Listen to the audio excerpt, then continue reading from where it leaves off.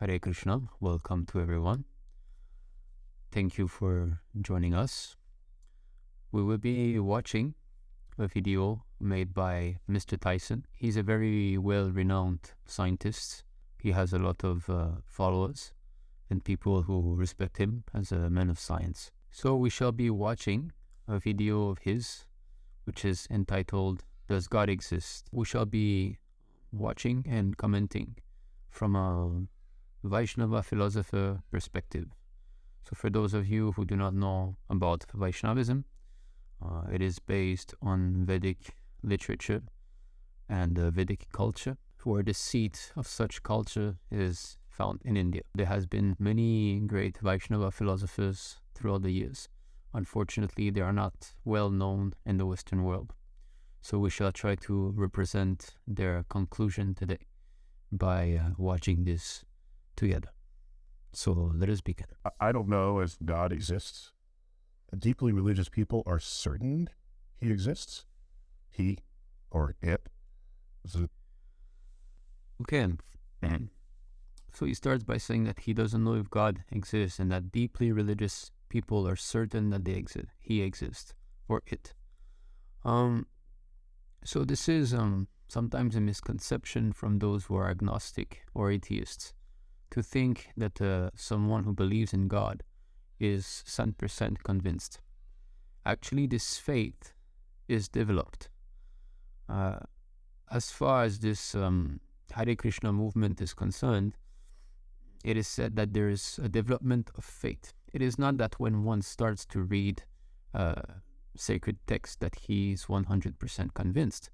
It is actually a learning process.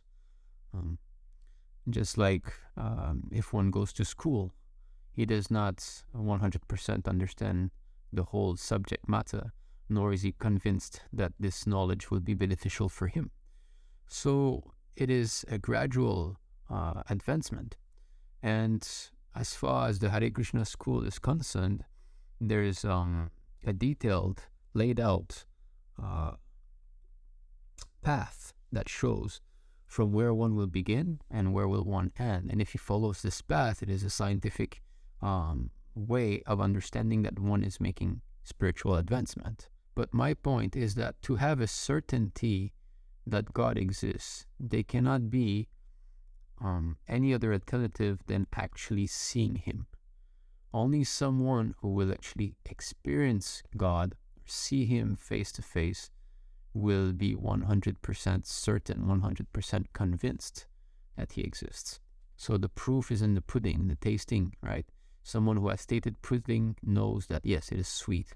But for someone who theorizes about it, he cannot be 100% convinced that pudding is sweet. Let us continue. There are ardent atheists who are sure God does not exist. My posture is, particularly in the monotheistic traditions, that God is typically described as being all-knowing, all-powerful, and all-good. Mr. Tyson now here is speaking about the monotheistic. So that means that that God is one. He's one only. And he's describing here all-powerful, all-knowing, all-good. So this is a fact. So the monotheistic religion, just like Christianity, Islam, Vaishnavism, all accept that God is one. And just like he has mentioned here, he's all-knowing, all-powerful, and all-good. So these things are spoken of in the different scriptures of the different religious sects that are out there. Through history, in particular, there was I can choose many examples, but a famous example is an earthquake in Lisbon, Portugal. When was it? 1755, somewhere around there. 80,000 people died. By the way, that earthquake took place on All Saints' Day, in the morning, when most people, Lisbon, one of the holiest cities in Europe, most people would have said, churches are the largest structures of the day. If you have an earthquake, what's the first building to collapse? It's the ones that are the largest, the most susceptible. So people died in churches. Then there's a tsunami that basically wiped Lisbon off the map. Either God is not all good. Okay, before we proceed further, so basically the point that Mr. Tyson is making here is that if some believers are going to church and are being killed by a natural catastrophe, then that would mean that God is not all good. So to take a look at this, first of all, there is the basis understanding that we are this body. That is in the subconscious, that is the basic understanding of most scientific men nowadays. They undertake, and not just scientific men, that is the most understanding of everyone actually, that we are these bodies. Okay, so therefore, the train of thought goes as this. I am born, maybe I'm a child, I'm innocent, I do not know much, and I die due to earthquake or a war, so on. So yes, following that train of thought, it makes sense to say that, well, God is not all good, or not all powerful, or he doesn't exist. There is some logic there. But you see, that same logic we can observe in our day-to-day life also. So for those of you who have children, you understand that it is sometimes necessary to chastise the child. And the child is really bewildered by that. He cries, just like young children. I have a boy and a girl. So my 4-year-old boy, he's developing more his independence. I need to start to tighten the screw a little bit on him so that he doesn't deviate and so on. So sometimes I have to raise my voice, and that makes him cry. And the way he cries, you know how children are, is that if the world was ending, big tears and huge. So his perspective of things is that what is happening to me now is complete devastation. But he is situated in an inferior knowledge than the parent. The parent understands that there's a greater good behind this. I'm chastising my son so that he can become a better person in the future. Okay, so as soon as we speak of suffering, we speak of punishment. When we speak of punishment, we speak of a wrong act having been committed. Now, one can argue, what is the wrong act of a child, a 4-year-old child, let's say, that went to church with his mother that day and he died? What was the wrong there? Yeah, so this is why, although many of the modern scientific men, they point finger to those who believe that you believe in God, but there's no proof. But actually, we can turn that on them, saying that you believe that we are this body, but there's no proof. You believe that life comes from matter, but you have never proven it. The whole scientific world that is mainly run under the understanding of the Darwin theory is that life evolved from matter, but they have never been able to create even a small living entity like a fruit fly or whatever. So and science means theory and practice, so both have to be there. So the theory is there, but there's no practice. On the other hand, if we look at the child and we ask ourselves, where has this child come from? The child is alive, he's a living entity. Where has he come from? We see that he's coming from two living entities, a father and a mother. And this is true in every single species of life, from plants, aquatics, birds, reptiles, and so on. So every day we have billions of examples that life is coming from life. But there's not one single example that shows us that life is coming from dead matter. It is not there. So, again, this understanding that those people who believed in God died in the day of, I believe he said, Saints' Day, So first of all, it's to assume that life cannot exist beyond this body that we have at the moment. We did not exist before and we won't exist after, which is something that we cannot jump to. It's not a conclusion that we can prove. Because we see that consciousness can exist because we see that the body is there without consciousness, just like now I'm conscious. If the body dies, then consciousness is not there and the body remains. So the living entity, the person who was laughing, the person who was smiling and crying and feeling all these emotions is no longer there. Now, is that consciousness an act of chemical reactions like is believed in the modern scientific community? If yes, you must prove it.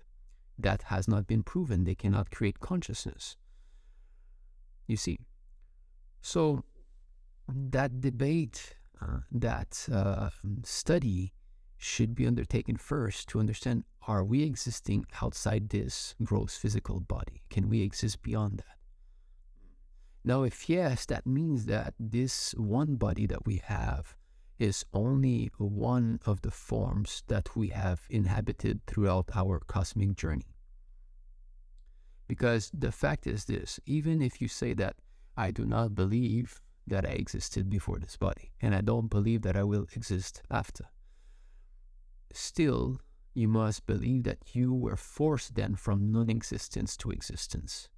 That no one can deny. Let's say, okay, I did not exist before. So let's say 0, non-existence, no consciousness. Now you're present, you're conscious, you're a living entity, 1, right? And then you say, after this life, I will go back to 0. I will go back to not existing anymore. Okay.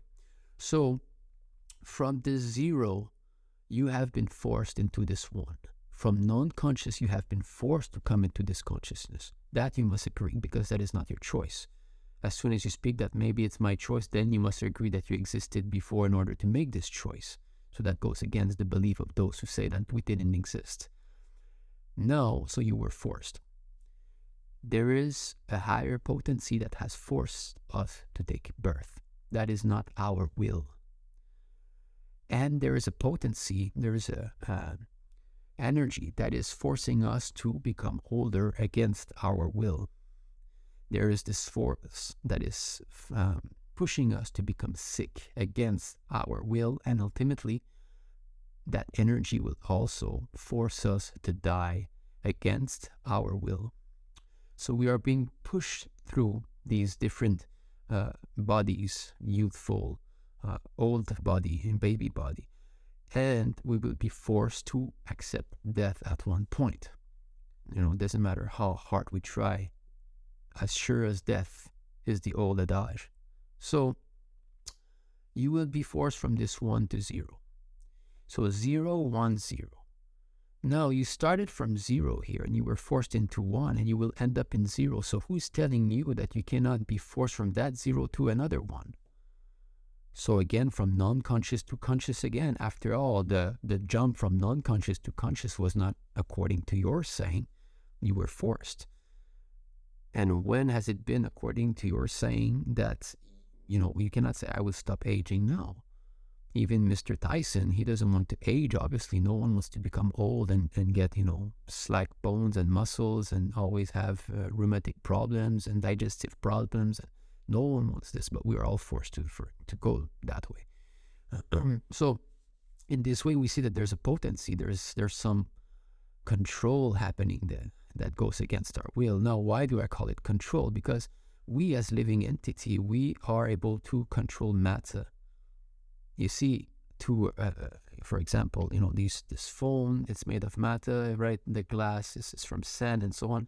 So how wonderful things we can make simply from matter. Think about it, only stones, sand, water is there, right? And we can make such things now. So how wonderful things that we can create. So therefore, if we can rule over matter, living entities are superior than dull matter. Okay? So my will, I'm doing it. Okay, I want to create this phone, I create it. This is my will. My will overcomes dull matter. So if there's something that goes against my will, it has to be another will, because matter cannot have a will. It can have a counter potency. I can move it. This book here, I want to move it here, I can do it. So I'm lording over matter.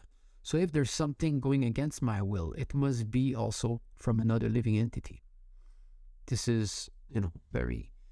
to give you an example, I reside in China, and recently there was a very tough lockdown that hopefully ended.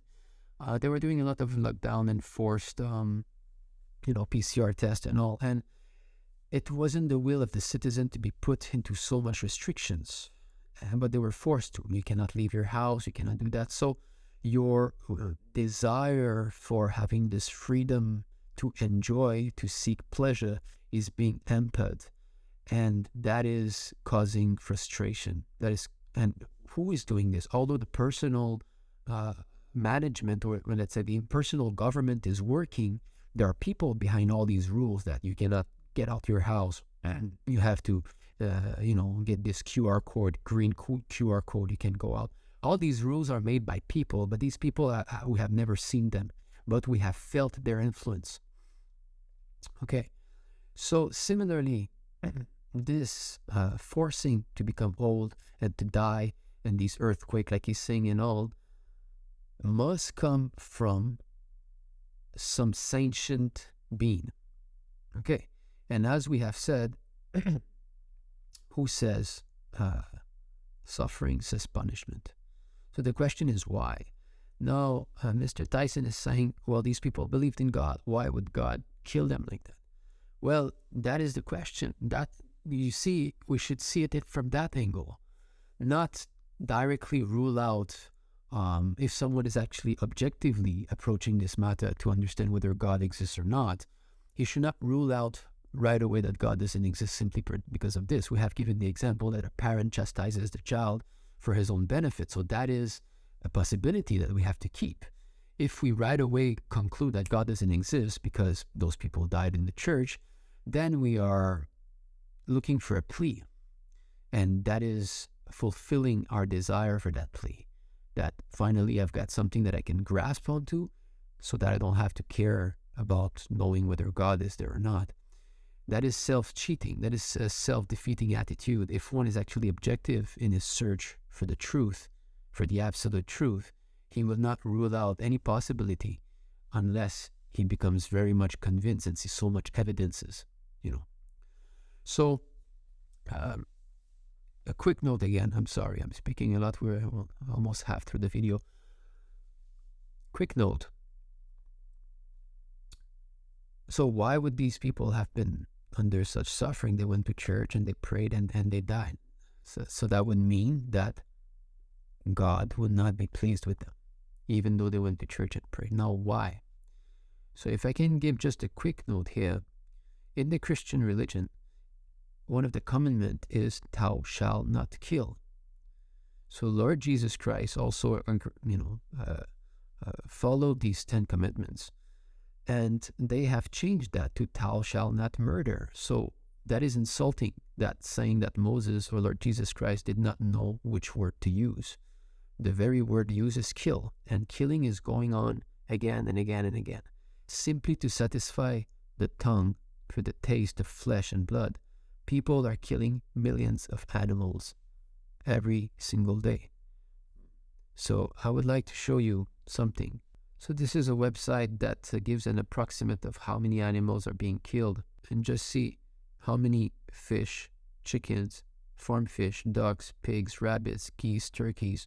So you get the idea. Only while I'm speaking to you, that is how many animals are being killed. And no one can deny that animals are conscious beings. Consciousness means they are experiencing pleasure and pain. What is the difference between an animal and us?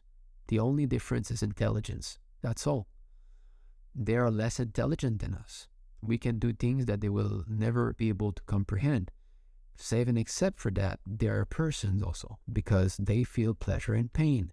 If I burn, let's say with a flame, a chicken, and I burn a human being, will the chicken think that I'm feeling this flame the chicken way? Will the human being say, I'm feeling this pain the African way or the American way? Pain is pain, pleasure is pleasure. The living entity can feel both, and these animals also can feel. So if, especially in modern times, when it is so easy to, subsists on food grains, on vegetables, on fruits, on milk, butter, cheese, all these things. Where's the necessity for killing? I don't say that, okay, if you are in a life-threatening situation and you need to eat animal, then yeah, definitely, we have the law of preservation is there. But why unnecessarily cause so much suffering? We see the horrible scenes that are there in slaughterhouses, how they are killing cattle and other animals. It is so much disturbing. So how can one claim to be a lover of God and cause so much suffering to other living entity? You see. All right, so you can see it's been more than 2 minutes now, and just see how many animals have died. And all of this is because of the for the tongue. That's all. There's actually no reason for eating animals. I've got 2 children. Their mother was vegetarian when she was pregnant. They've never eaten meat, and they're so healthy. They're more healthy than most children around here. You need to know how to cook also. So, okay, let us continue. If we define good as being in the interest of your health and longevity, that's a pretty simple definition of something that's good for you. Or God is not all-powerful. But it's not clear whether God could be both of those at the same time for that event. Okay, so here the argument is those people died in the church. So rather, God is not all good. He does things like that he just likes, let's say, killing people for no reason. Or he's not all powerful. There's something else acting, that God would be all good for those people, but something beyond his power caused these people to die. Okay, so as we have mentioned, it's not really such a good argument to rule out that he's not all good and all powerful, because a father is all powerful over his son. He can control the life of his son. But the son will cry sometimes as if the father is such a mean person, but the father has no choice because he doesn't want the child to become a criminal or whatever. So these punishments are there. And again, we cannot rule out the fact that maybe we're not this body, because we have never proven, the scientific community of modern days has never proven that consciousness evolves from matter. No. His definition of good, longer longevity and better health. Okay, so that is a very quick way to describe goodness. What is good, actually? The fact is that if one does not know what good is, he cannot judge what is good and what is bad. We have to be certain, and in order to know what good is, we have to know what the living entity is, and if there is a purpose to this creation. If there's a purpose behind this creation, if I do not know what I am, and I jump to conclusion that good is this, then how can I be certain? Now, an interesting fact, he says longevity. So, yes, but death will take place. Rather it take place when these people are praying into church and the roof collapses, or it takes place later in old age, death will still take place. So the problem here is not to die at 14 or 40. The problem is death itself. And that is a huge thing that the scientific community is putting aside, because nobody wants to die. Well, first of all, we want pleasure. Nobody wants displeasure. There are 2 things that we experience. We experience pleasurable situations or feelings and unpleasurable. So all living entities, it doesn't matter whether it's a bird, a worm, or a human being or a cow, we're all trying to experience pleasurable things and avoid unpleasurable events.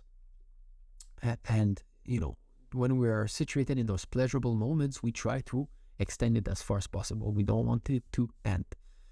That's why we don't like to be diseased. Therefore, he's saying, good health. We don't like to grow old, right? We can see nobody would want to lose his strength, his vital air, his movement, his strength of movement, swimming, hiking, all these things. You're being restricted by old age. So these things are there. So to want to live longer, actually, that is a good desire. And the Vaishnava philosophy, because Vaishnava philosophy is not simply based on mental speculation or like the modern philosophers or philosophers in general are. They are trying to understand the workings of the universe, the original cause of all causes, through their mental gymnastics. And by, agitating the mind, they emulsify new thoughts and they try to look at things from different angles and all. But all of this is done by one's mind, one's intellect. So therefore it is limited to your capacity. So Vaishnava philosophers still adopt philosophy, but with religion. There is a saying by one of our Vaishnava saint philosopher that religion alone will make one sentimental. His faith will be based on sentiment and not on reason and logic. And if one goes to philosophy alone, he will be hovering on the mental plane and having different mental speculation, and he will try to, defeat another philosopher, and then if someone can argue better than him, he would be defeated. And in this way, it goes on without conclusive. So Vaishnava philosophers try to bring both together. So philosophy and religion hand in hand. So according to Vaishnava philosophy, it is said that the living entity is actually eternal, and that this desire to go back to his original position will always be there, and it is not exhibited through matter. What I mean by that is that we are in this body, and we are trying to make the body itself eternal. But by nature, matter is always changing. So it is described that the living entity is Sat Chit Ananda, which means eternal, full of knowledge, and full of bliss. And we can see that each living entity is seeking these three things. We are seeking to be full of bliss, always in pleasure. We don't like to be in displeasure. We always want to be happy or feeling pleasure. We don't want to be ending. We don't want to die. And we do not want to be in ignorance. We are trying to understand things. So even some years ago, maybe some of you scholars, scientists might know if you have joined us. Some years ago, I saw a scientific man. I forgot the name, I'm sorry. But he was studying black hole. And he said that the amount of information that can be kept within the black hole is equal to the area of the surface of the black hole. So his theory, according to this, was that he's saying that our universe is actually a 2D reflection of a 3D object. Or in other words, that this universe we live in is the shadow of a 3D world, or a more substantial world that is there, a reality, and that we live in the matrix or the shadow of that reality. So he's a scientific man. He's not, I don't know if he's a religious man or what. Maybe some of you might know this research that came out. And this is what actually the Vedic text describe us, is that this universe we live in is a shadow reflection of the actual reality that is out there. And that us, the living entity, is not meant to be here, but supposed to be within that realm, which is eternally existing. So I'm not going to get too much into this, but, I just want to be showing that there are some crossing links between Vedic literature and modern scientific research. Let us continue. I take issue with what many people say God is. But there are other kinds of ways to think about God. There are enlightened religious people who would say God is the manifestation of the laws of physics in the universe. I don't have a problem with that.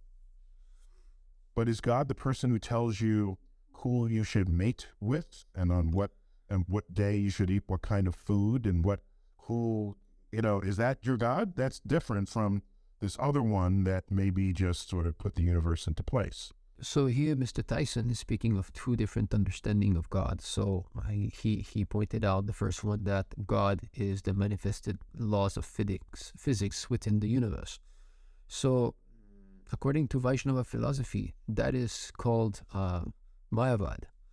In other words, that God is impersonal, that he is an impersonal force which is in the background of every manifested phenomenon.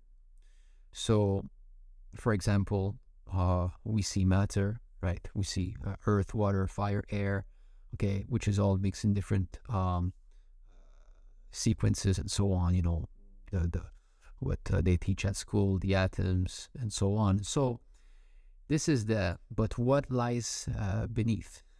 What is at the very seed? What is the seed of all this? What does it rests upon? Okay. And I would like to mention, so modern day scientists, a lot of them agree in that string theory, which means that when we dig in deeper and deeper and smaller, ultimately everything rests on a sort of vibration. And actually, this scientific theory is also found there in Vedic literature, in very old, thousands and thousands of years old texts. It is said that the first manifestation is that of sound. From sound, the ether evolved. Ether means space. Like, why can I put this phone here? Because there is space to accommodate it. So from sound comes ether, and then from touch comes wind or the airy elements, and in this way comes fire, and then water, and then earth. So from subtle to gross. So that is described also in Vedic literature. So, so to think that God is only that is an impersonal understanding of God. And there's also a school of thought in the Vedic culture that adopts this. So the Vaishnava school of thought is that if God is all-powerful and he's everything, then he has to be both. He has to be both the manifested universe and also the person that is ruling above it. And if he's infinite, then if he separates himself to become the manifested universe, then the original self should remain. Because if he transforms himself and loses himself in the process, he's not infinite. Infinity means if I take the absolute completeness of potency, of energy, and I place it here, still the same amount of energy is present here. That is conservation of energy. That is infinity. If I lose myself in the process of doing something, that is not all-powerful. So the Vaishnava philosophy is that God is a person, but he has also an impersonal aspect, where, just like Mr. Tyson said, all these laws of physics that surround us. So I don't really concern myself much with it unless someone finds a way that any understanding of God can give me insight into making another discovery. Yes, that is, you see, Mr. Tyson is a scientist. He likes to make discoveries. He's obviously very eager to learn new things. So I would highly recommend him. Of course, I do not think he will see this video, but I would highly recommend him to study Vedic literature, because in Vedic literature, there's a lot of scientific knowledge there. Okay, to give you a little example here, we will go see the Srimad Bhagavatam. So this Srimad Bhagavatam here is a text that was written by Srila Vyasadeva some 5,000 years ago. So here there is this chapter called Calculation of Time from the Atom. So it was written in Sanskrit. Anyone who knows a little bit about Sanskrit knows how complex of a language this is. The grammar and the science behind the Sanskrit language is so vast. Now, here, this is text 1. So, Srimad Bhagavatam, Canto 5, Chapter 1, Text 1. The material manifestation's ultimate particle, which is indivisible and not formed into a body, is called the atom. It exists always as an invisible identity.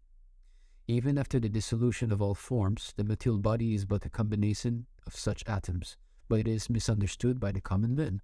So, in Sanskrit, the word atom is called Parama Anu. So you can see that Parama Anu, okay, Parama means ultimate and Anu means smallest entity.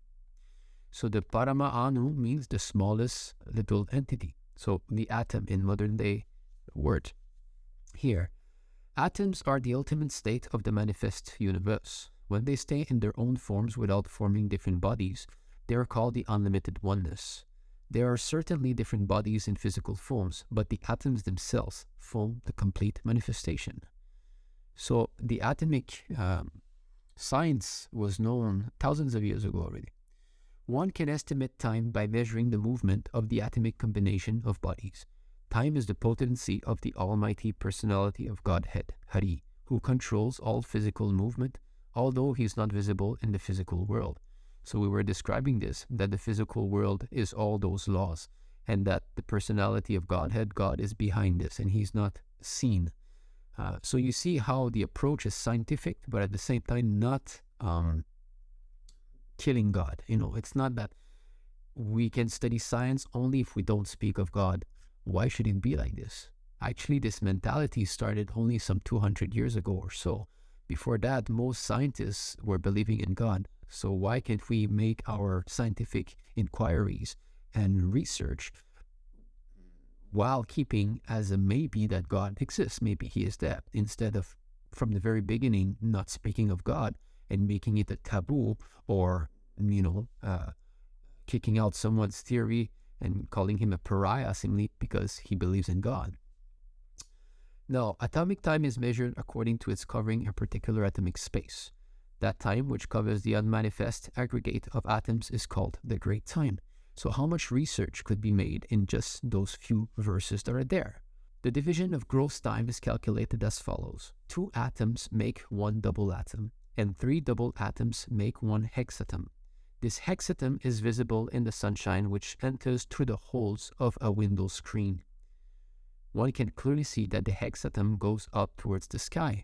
Just see, a very simple way to understand the shape of the atom, which even modern scientists have problem to understand. What is that? When you look at the sun through the shade of some whole screen, you see that those speck of rays that shine like that, that you can see from your eye, your naked eye. There is this those rays that goes like this. So it is hexagon. It is in 6 parts. So why is it like that? And the hexagon is pointing like this. So that means 1, 3, and then 6. You see? So those speck of rays that goes, why is it like this? It's because the atom itself is shaped as an hexatom. It is pointed upwards. A quick example of this is in a hive, a honeybee hive. When we see the honeycombs, they are in hexagon shape. If we look backward, all these little hexagon shape will create a bigger hexagon. We can see a bigger hexagon, but they are formed of all those small hexagons. So in a very simplified manner, it's telling us the shape of the atom. There are many people who will see things happen to them that are in their favor. So someone's looking over me. So it's a fascinating phenomenon when that happens. And when you analyze those situations, what you find is that we as humans simply have a profound inability to understand statistics and probability. It's really that simple. And it's a quick experiment. Line up 1,000 people and give them a coin and have them flip the coin. And if whoever gets tails, tell them to sit out. So it's about half. So 500 people left. You repeat it. 250 people left. 125, 60, 30, 15, 8, 4, 2, 1. There's a thought experiment. So approximately half the people sat down every time they flip the coin. Half of them get heads, half get tails. There's one person that's standing at the end. That person flipped heads 10 consecutive times. So who does the press go to? The press goes to that person and say, how do you feel about it? Well, I felt that heads energy about halfway through, and I kind of knew I was going to win. I saw heads on the thing. And did they interview anybody else who might have felt exactly the same way but didn't flip heads 10 times in a row? Because they're on their way home now. They're not there for the interview. So we're thinking that this guy had some kind of clairvoyance about his fate, or that he prayed or whatever. And so, whereas every time you do this experiment, basically, somebody flips heads 10 times in a row. And so we don't know how to handle coincidences. Okay, so what Mr. Tyson here is trying to do is, actually he's trying to show that those who have got experiences, or those who think that they have got experiences and say, oh, I was praying to God and this happened. Or I was in danger and I was saved like this, in this way. So people will ascribe this to being the workings of the Lord. And Mr. Tyson here is saying that, well, there's 99 other person that felt like you also, that I would be protected, but they were not, or whatever they wanted to get, they didn't. So in other words, what he's saying is that the probability that you don't get what you want, or that you pray to God and you don't get what you want, or your prayers are not answered and so on, are much greater not to be answered. But those people, we don't care for them. We go to the person who says that, yes, I prayed that and I got it. Okay. So if we speak of probabilities here, if we get in the science of, if we get into the statistics, so first of all, this word chance, no one can explain very nicely what that means. What does it mean? What does chance mean? How can you explain what chance means? If you deeply think about it, just like someone gets a promotion at work, it's not by chance. He has worked for it. If a woman gets pregnant, it's not by chance. There's always a cause to something. If I say chance, it might very well be that I do not understand what the cause is, and in an evasive way, I'm saying chance. Now, speak of chance. Okay, they say that this universe was created by chance, because there is no, that is the main theory. They say Big Bang theory. There was practically nothing, or something that we cannot say what it was, and all of a sudden it exploded, and later on all these things evolved by chance. Life was formed by chance, right? So if chance is the creating principle, then why is there such a systematic in everything that we see? Why not by chance a mango tree give a seed that gives an apple tree? Why it's always a mango tree? I always know this for certain. Why not by chance human beings give birth to cats, or cats give birth to dog? So these laws of physics are fixed there. So there's no question of flipping the coin 10 times, right? Why do we know exactly what time the sun is going to rise tomorrow and what time is going to set? So there are some very fixed laws of physics that do not suggest chance as the moving principle of this universe.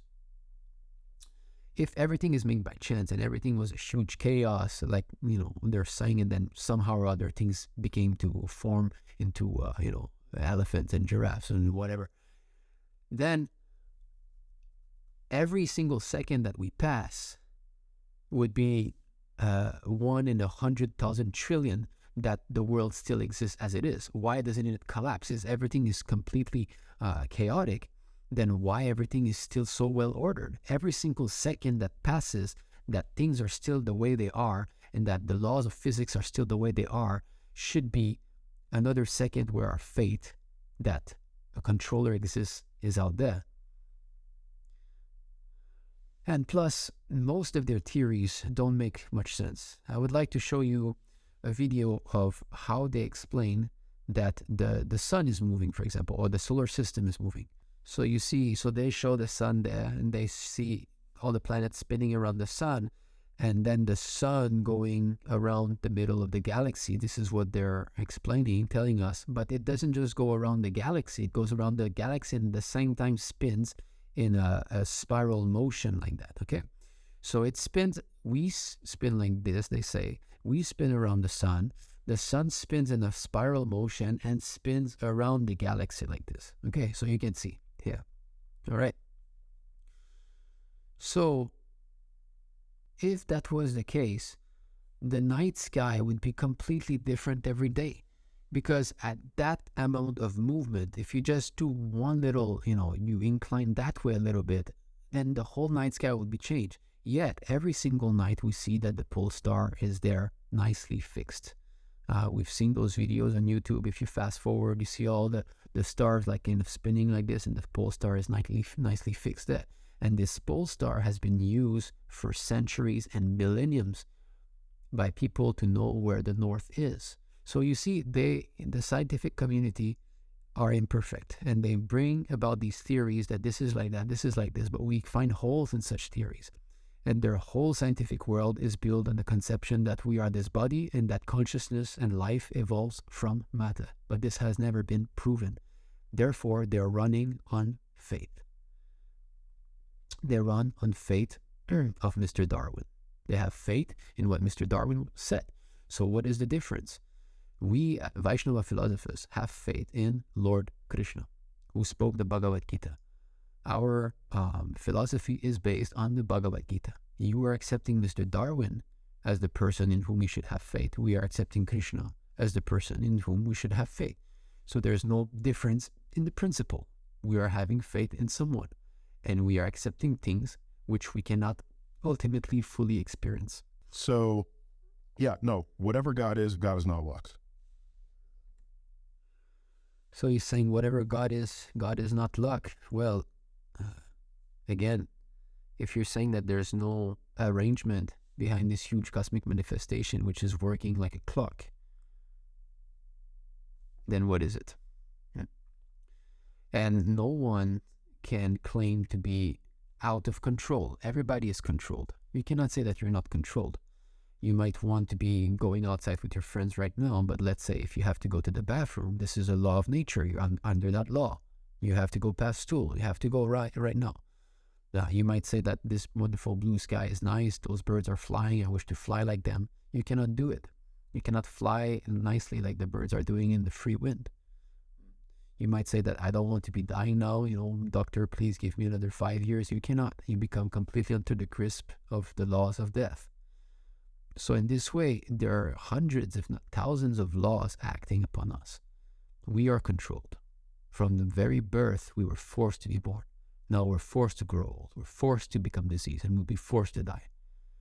Dr. Stephen Hawking, who tried his entire life to prove that there was no controller, I do not know any person that was more controlled than he.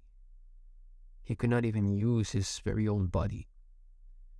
Clearly, his will, his desire was not to be in such a state. Yet, he's forced to accept such a state. Now, what is the greater will which is going against his? That we need to inquire. If people praise a person like Stephen Hawking, giving him, Nobel Prize and so on, then I want to know the person who has created Stephen Hawking's brain. His intelligence is praised, yet nobody is thinking that how come such a complex brain can emanate so much intelligence. If people think that intelligence emanates from the brain, then who has done that? Chance? This is way beyond the flipping of the 10 coins that Mr. Tyson is speaking about. Way beyond this kind of probability. And this brain is being created again and again and again and again. A man and a woman meet, they get a child, and the body grows within the womb of the woman. But who is doing this? Where's the intelligence behind all this? Obviously not the mother or father. We have no clue. We don't even know how the finger moves.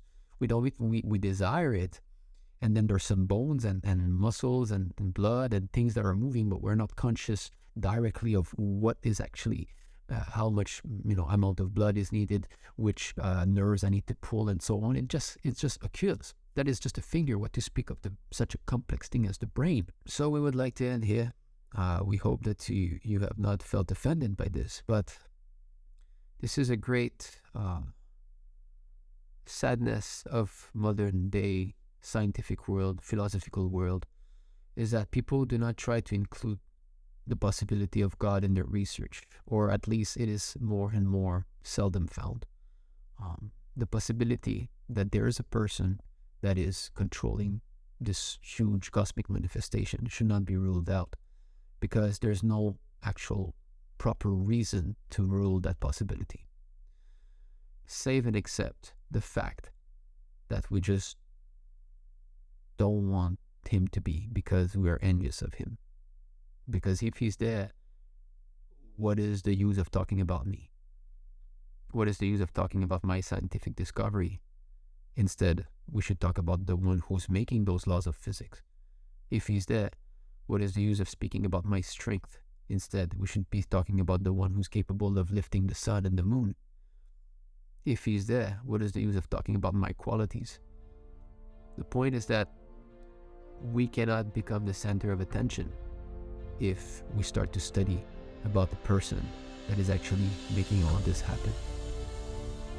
So it is mainly an ego trip.